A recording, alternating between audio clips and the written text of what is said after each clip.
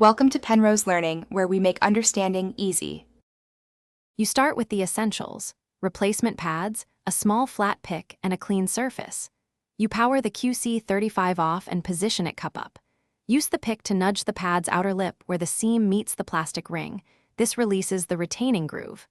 Once you lift a corner, use steady fingers to peel the pad away in a continuous motion so you don't stress the wiring or driver housing. Make sure to note how the old ring seats for reinstallation.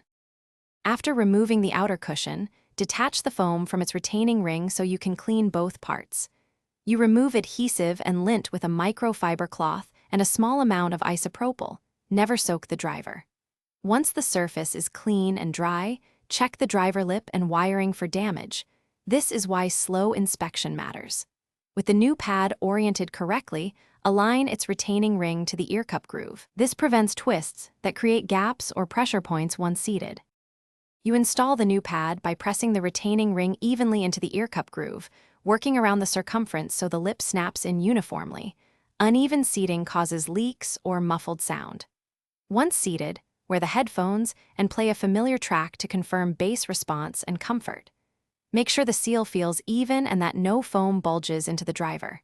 If something feels off, remove and reseat the pad. This simple step resolves most issues without force.